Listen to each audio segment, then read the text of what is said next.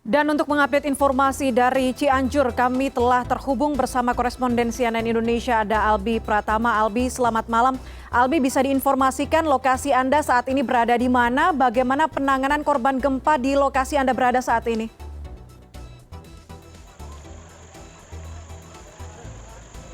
Selamat malam Puspa. Hari ini merupakan hari ketiga masa tanggap darurat yang diberikan oleh Badan Penanggulangan Bencana Nasional sendiri atau BNPB di tempat kejadian gempa bumi yang mengguncang kawasan Cianjur pada hari Senin lalu dengan magnitud 5,6.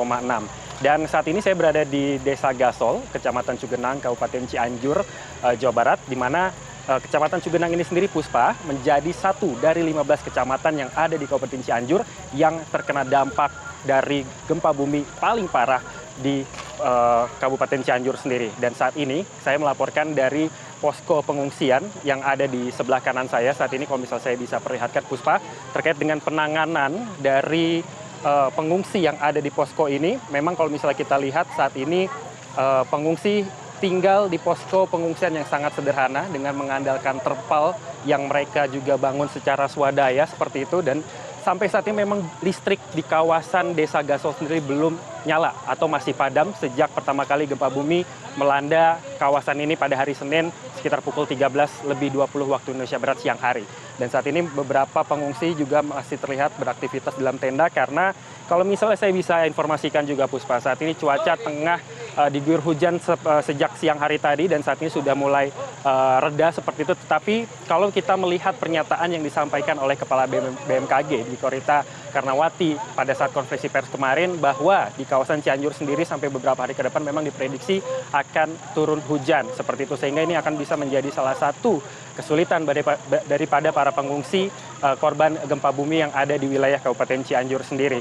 Dan terkait dengan pengenangan sendiri untuk logistik yang masuk ke pengungsian ini, informasi yang saya terima memang sudah diterima, tetapi memang ada hal-hal yang dibutuhkan oleh para pengungsi yang ada di sini sendiri, Puspa. Mengingat sekarang juga cuaca ini sudah mulai hujan dan ini tentu menjadi perubahan cuaca yang sangat diantisipasi oleh para pengungsi. Kalau misalnya mereka biasanya tidur di rumah dengan kondisi rumah yang bisa menghangatkan mereka, tetapi tidak dengan di pengungsian. Mereka menginginkan adanya tambahan seperti misal selimut, mereka juga menginginkan adanya pakaian dalam, ini khusus untuk kaum ibu dan juga wanita seperti itu. Serta juga mereka menginginkan adanya dibuatkan dapur umum di posko pengungsian yang ada di sini. Karena dapur umum ini masih sangat minim dan posko-posko pengungsian yang ada di kawasan Desa Gasol ini sendiri tersebar atau sporadis seperti itu. Jadi tidak ada posko khusus yang bisa memusatkan bantuan ataupun dapur umum sendiri, sehingga masyarakat di sini hanya mengandalkan bantuan-bantuan logistik yang memang diberikan secara swadaya, baik itu oleh komunitas, masyarakat, pemerintah dan lain sebagainya seperti itu. Tetapi juga mereka di sini meminta juga adanya bantuan air bersih, Puspa, karena listrik padam, tidak ada sumber air yang bisa mereka dapatkan. Belum lagi beberapa sumber air yang mereka biasanya manfaatkan dari sumber mata air ataupun dari irigasi yang mereka biasanya gunakan sehari-hari, ini tertutup oleh tanah-tanah yang menutupi jalur air tersebut akibat gempa bumi, sehingga mereka kesulitan untuk mendapatkan air bersih di lokasi ini dan juga kesulitan untuk mendapatkan MCK yang juga hygiene ataupun bersih, sehingga hal-hal inilah yang dibutuhkan oleh masyarakat ataupun khususnya korban yang saat ini berada di posko pengungsian. Ditambah lagi juga, Puspa, kalau misalnya saya bisa informasikan tadi, Kepala BNPB saat melakukan konferensi pers di Pendopo, Kabupaten Cianjur pada pukul 17 waktu Indonesia Barat menyatakan bahwa mulai besok distribusi bantuan yang harus disalurkan kepada para korban ini harus diberikan ke pusat distribusi terlebih dahulu yang ada di pusat kota Cianjur sendiri, yaitu di kawasan Pendopo, baru nantinya akan dilakukan pendistribusian. Hal ini dilakukan untuk bisa menertibkan kawasan lokasi terdampak. Dan saya akan gambarkan, Puspa, jika memang pemberian bantuan ini dilakukan secara mandiri, berkenaan juga dengan proses evakuasi yang masih dilakukan, dan juga jalur yang ada di sekitar saya juga masih menjadi jalur alternatif kendaraan dari arah puncak menuju ke arah Cianjur maupun sebaliknya. Yang terjadi adalah seperti ini, Puspa. Kemacetan lalu lintas yang sangat padat, bisa dikatakan seperti itu, sehingga bentuk distribusi bantuan ini bisa jadi terhambat, lalu proses evakuasi petugas tim SAR gabungan juga bisa terhambat, ditambah juga waktu terus harus dikejar, karena memang masa tanggap darurat sendiri ditargetkan selama 7 hari, tetapi pihak dari BNPB menargetkan dalam 3 kali 24 jam seluruh korban yang dinyatakan sampai saat ini masih hilang, ini bisa segera ditemukan. Update terbaru Puspa, dari sebelumnya kemarin, Kepala BNPB menyatakan korban hilang tercatat ada 151 orang, tetapi hari ini ada pemutakhiran data di mana korban hilang berkurang, ini menjadi 40 orang.